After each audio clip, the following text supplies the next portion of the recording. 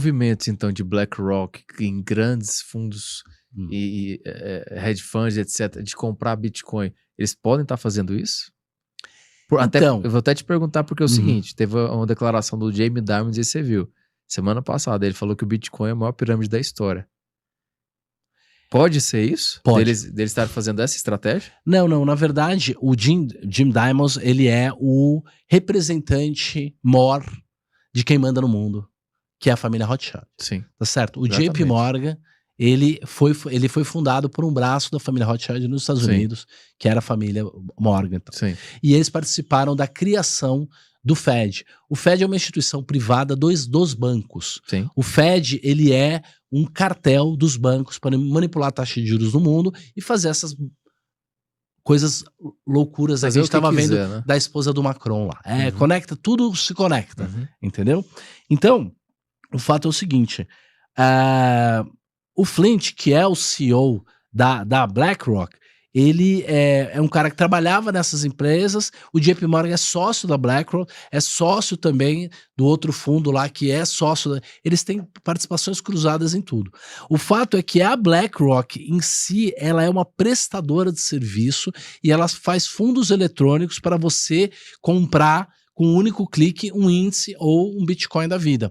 Então é natural que o Flint tivesse feito propaganda do Bitcoin porque ele queria que as pessoas comprassem o ETF. Eu não sei se ele pessoalmente manipulou alguma coisa e juntou. Eu não acredito que tenha 2, 3 pessoas que estejam dizendo nós vamos fazer isso ou aquilo com o mundo. Eu não sei se é exatamente assim. O fato é que o Bitcoin, ele é binário. Ou ele vai dar certo ou ele vai dar errado. Tá? Ou ele é a solução mesmo e as pessoas vão trocar o dólar pelo Bitcoin, ou ele vai dar errado e aquilo vai valer muito pouco, vai cair muito, e isso vai ser testado quando vier o crash. Quando vier o crash. Por quê? Porque o Bitcoin é um ativo que não tem valor intrínseco em dólares. Porque um Bitcoin é um Bitcoin. Ele tem valor intrínseco em Bitcoin. Ele é uma garantia de um Bitcoin. O Bitcoin ele é perfeito no mundo do Bitcoin. Só que no mundo do dólar não é. Por quê? Porque o Bitcoin não paga juros. E ele não tem um valor de liquidação. Tá certo? Se você tem ações da Cogna, você tem as faculdades Anguera, barará, barará, barará, barará. Hoje você compra uma ação da Cogna por R$1,40 e você está comprando 20% do valor patrimonial dela. Ela vale 1 bilhão, você está pagando 200 milhões no patrimônio dela com as escolas e tal. Então a Cogna vale mais desmontada, cortada, esquartejada do que viva, porque ela tem um valor residual. Ela tem valor intrínseco, porque ela tem valor residual. Você vende aqueles terrenos na Anguera, em Valinhos, no norte do Paraná e aqui em São Paulo. Aqui, ó, a Vergueira, aqui, 500 metros aqui atrás, tem um terreno enorme, um campus enorme da Anguera, da Cogna. O Bitcoin não tem o terreno em nenhum lugar, não tem um ouro guardado, não tem um dividendo para receber, não tem o terreno, não tem nada. O Bitcoin é um Bitcoin e pronto. Então não tem valor intrínseco. Na ciência do valuation, quando um bem tem um valor intrínseco, tem um fluxo de caixa, vai pagar uns juros, a conta é feita assim, você pega tudo que ele pode render no futuro, e você divide pela taxa de juros e traz a valor presente, pra você saber quanto aquilo vale no dia presente, no momento presente. Como a taxa de juros está embaixo, se a taxa de juros for zero, qualquer ativo que tenha um fluxo de caixa mínimo vale infinito. Essa é a matemática assim. Da mesma maneira que a taxa de juros sobe muito, os ativos caem muito. Outra coisa, quanto mais no futuro tiver o valor desse ativo, quanto mais a promessa for daqui 10 anos, daqui 20 anos, se, mais ele vai valorizar se o juro for baixo e mais ele vai desvalorizar se o juro for alto. O Bitcoin é isso. Como ele não tem um fluxo de caixa, ele jamais vai pagar nada, ele é uma simples promessa de que um dia, quem sabe, ele vai virar uma moeda e as pessoas vão usar. Quando a taxa de juros cai, quando tem muita liquidez no mercado, quando tem promessa, fofoca, ânimo, maga e tal, ele valoriza muito. Mas quando a gente tiver a grande crise da liquidez, quando a gente tiver a grande crise da deflação, quando os ativos se desvalorizarem muito rápido, porque o dólar vai valer muito, aí nesse dia o Bitcoin vai ter que provar o seu valor.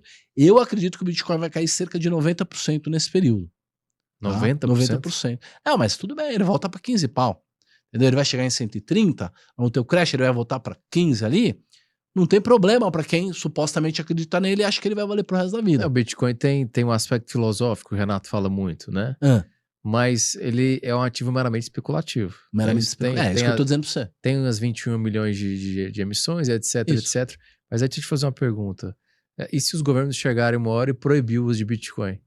Como que vai fazer? Os governos eu sei que é descentralizado. Sim. Mas se proibir, ó, aqui dentro do Brasil, você só vai poder utilizar o Drex que tá vindo aí.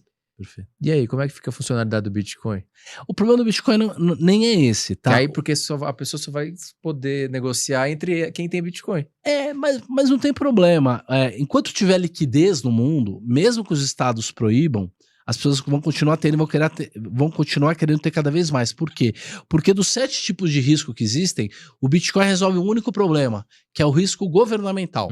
Isso ele resolve. Sim. E ele resolve melhor até do que uma offshore, do que alguma outra solução. Porque uma offshore é caro, uma offshore você pode errar de país, você pode ser enganado pelo advogado e tal. O Bitcoin não. Então, de fato, contra um governo totalitário, ele é parte da solução. E ele pode caber no kit libertário.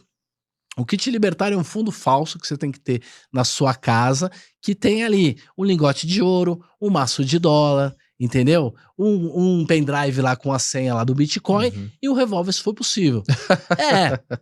E aí o que vai acontecer? Aí vale a pena você ter um pouco de Bitcoin. Agora, todo jovem tinha que pegar dinheiro emprestado e colocar tudo em Bitcoin. Isso aí você está considerando só a possibilidade positiva do Bitcoin substituir o dólar. Mas você não está considerando a possibilidade mais provável. Sabe qual é a possibilidade mais provável? A gente tem uma crise de liquidez tão grande que a gente tem a deflação no mundo e que o dólar volte a valer muito.